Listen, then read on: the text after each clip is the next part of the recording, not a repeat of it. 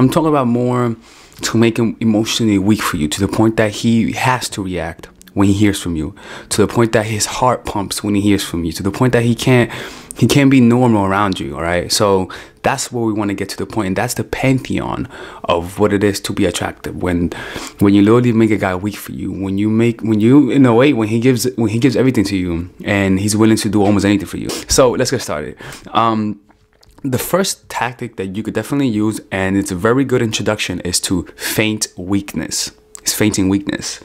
The reason why feinting weakness is so important is because it is when you feint weakness, people will lower their guard. People won't come at you at full force.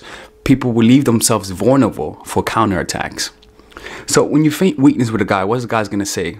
Yo, I got this girl. You know, look at her, she's texting me back. What tends to happen is that when you play the little girl that loves the guy, and then you back off, the guy's gonna think that he had control, and now he doesn't. You break that fucking pattern through showing some vulnerability, through feinting weakness and then backing off, and making him ask himself, wait a minute, I thought I had her, and now I don't.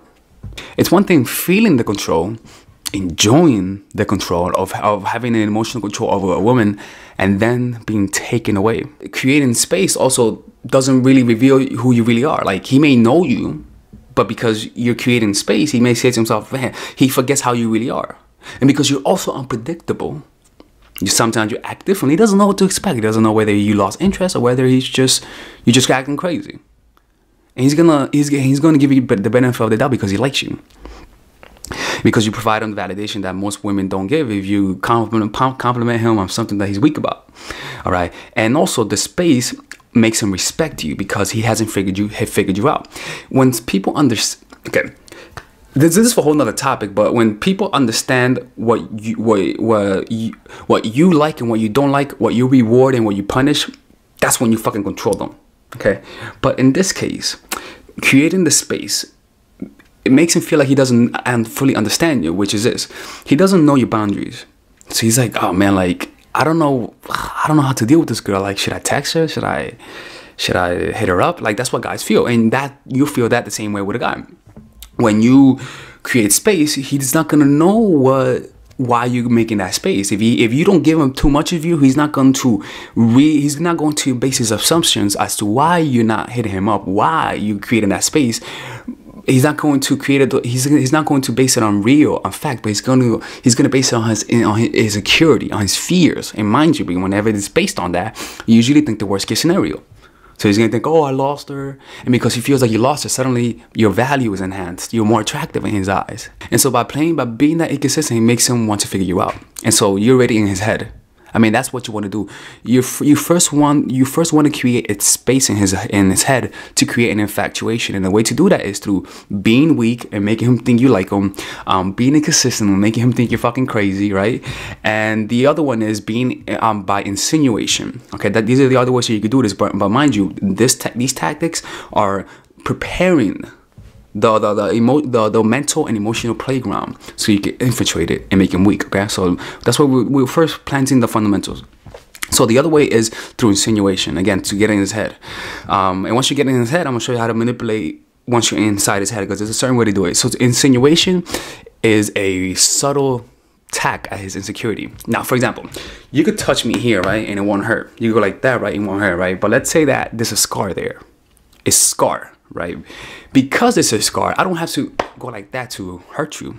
All I have to do is just accidentally graze over it. And what's gonna happen? Oh shit, fuck, what the fuck, there's a scar right here. What the fuck, what are you doing? What are you touching that? So a scar for a man is an insecurity. Something that's steeping down that he represses through his desire to be masculine. So insinuation is insinuating to him that he lacks the masculinity that is required to attract you. Insinuation will make the man feel insecure, and as a result, if done right, will have him chasing for your validation. So how is this done? For example, saying that if he's a masculine guy, saying that you love guys who are not mad. For example, if he's black, tall and black, right? And you say, I love guys like Leonardo DiCaprio, they just look so sexy. Anyways, and change your topic. I talk about this all the time, but for those who don't know about this, I'm doing it for them. So you talk about someone you find attractive and he knows he doesn't look like that guy, and then you change the topic. Why is this important? You don't elaborate on it. You don't say, you want to know why I found Leonardo DiCaprio attractive? You don't do that, because why? I mean, it looks too fucking obvious, all right? If you wanted to deceive your enemy, you first be subtle. The way that you do it is talking about something that you know he's gonna perk his ear to. Like, what the fuck? It's kind of like somebody saying your name. You listen, because but in this case, you're not saying his name. You're hinting at an insecurity. And then you change the topic. You don't even give him time to ask you to elaborate. You don't even give him time to help him understand what you meant. And that's the point. Because as the date finishes, and then you create some space, you show attraction in the day, and then you create some space, which I'm going to show you later on, you make him think, what did I do wrong? And so he's going to be like, wait a minute, she's not going to really point to the fact that you say you like Leonardo DiCaprio when he's black. But he's gonna feel like, oh fuck, like I don't think she likes me. Like I don't think she likes me. And then the space makes him like, oh fuck, I think I lost her. See, that's what you want to do. Now he feels a desire to get your validation, and that's how you open up the emotional space to make him weak for you. Because now he's like, oh fuck, I need her. Like, what the fuck? I thought she liked me. And because he feels insecure and doesn't know how to fix it, he's gonna somehow come to you. That's how that works. And you could do this in other ways. Insinuate that you like guys that are masculine. Insinuate that you like guys who are organized. If he's not organized, and say, I love guys who have a clean place. It's so fucking hot. Anyways, change the topic. While you're in a place while you're in his room, he's fucking dirty. He'll notice, you know. Become the one who sets the barriers. Don't make it easy on the guy. Make seeing you a little bit more difficult. Become the one that sets the barriers, and you have greater power. You can create the barriers through either, let me show you what I mean by creating the barriers first. Creating the barrier is saying no, or saying, whoa, going a little bit too fast, or saying, don't call me baby. Like, you're creating the barriers. And so simply creating barriers puts you in a place of power. I mean, think about that, right? I mean, if somebody tells you what to do and you're like, oh, my bad, you feel the difference in value. You feel that.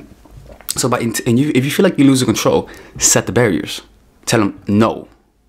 Now, I'm not talking about fucking rape. I'm not talking about that, because if that's the case, then no, there's not even a barrier. That's a fucking violation. I always say you have the confidence, you have the permission to be confident, but you need permission to escalate, physically escalate. That's another subject.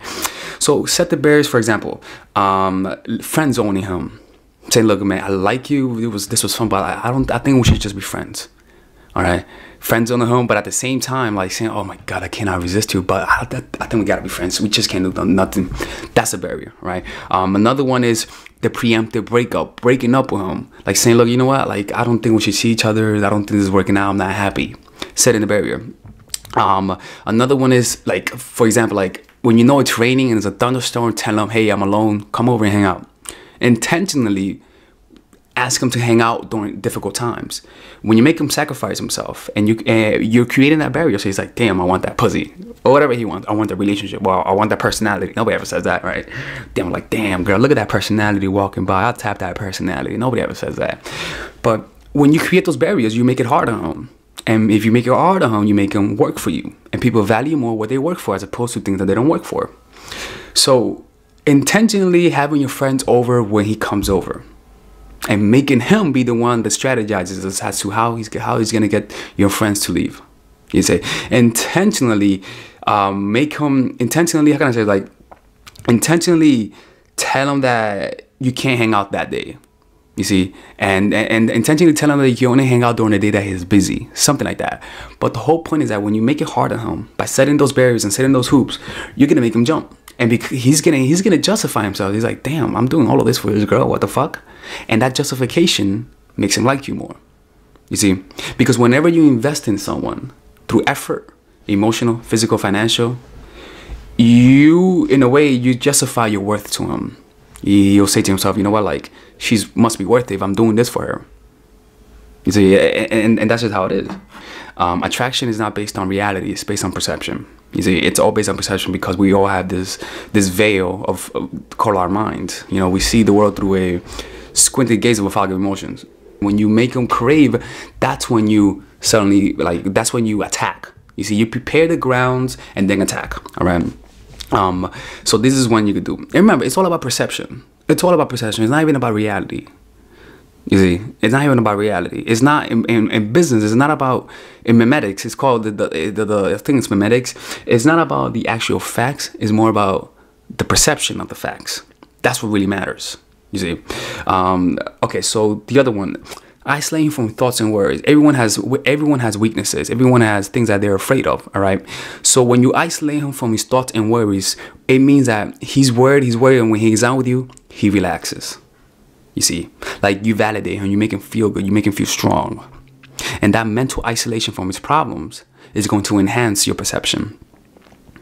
You see, so when you dangle the pleasure, that's all he's going to think about. And then you create space, and that's all he's going to think about cheating. You see, when you tease him, excite him, and validate him, create that barrier of space where he can't have you, so you're just teasing him, you're making his imagination work. And he's going to start thinking about you, and he's going to become obsessed with you. And so when you have him in that obsessive realm where he wants you, right? You don't fully satisfy him, but you give him a little taste and you back off. You're going to make him obsessed with you. It's pretty crazy, but that works, I'm telling you.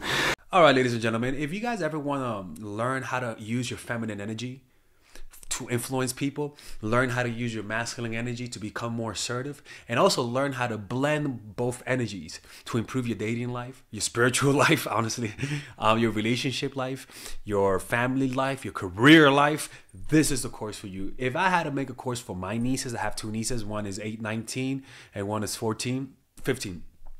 16. Holy shit. Oh my God, he's a bad fucking uncle. He's a bad uncle. Get him. Shut up, Melissa. You should get this course, right? And this is the course that I will make for them. So, for example, watch the curriculum, right? In the first week, we're going to be showing you how to establish a strong masculine foundation without letting it hurt your feminine energy.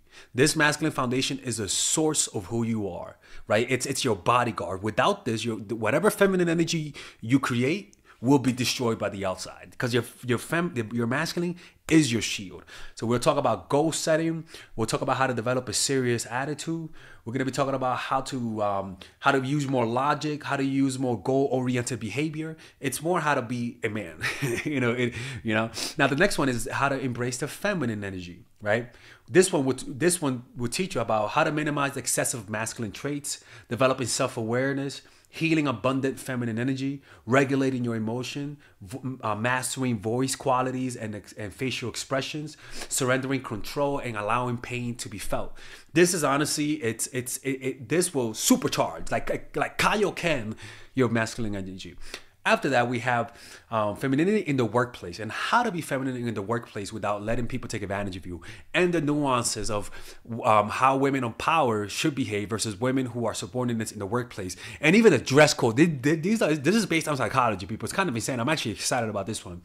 The next week, we talk about navigating the labyrinth of male and female friendship. And this, a lot of women find confusing, so we talk about that. And how to identify envious friends, how to identify the good friends, how to keep male friends, and how to keep female friends. Week 5, we talk about how to release the burden of the past and stop and destroy mental projections. This is actually really powerful. And then week 6, we talk about how to increase your observational power so that you can read people better.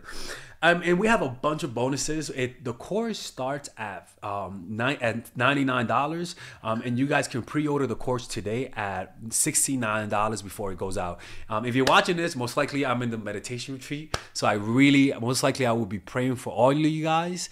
And just click on the description down below of the video. Right there, you'll see it, and you could pre-order that course. It's gonna be out by the end of next month or the beginning of February of March. One of the two, people, because I have a 10-day retreat to do, and I want to finish the course after the retreat, because I think the ideas are gonna be so much better. All right, man. I'll see you guys later. Pre-order, man. Oh, I'm closing the channel.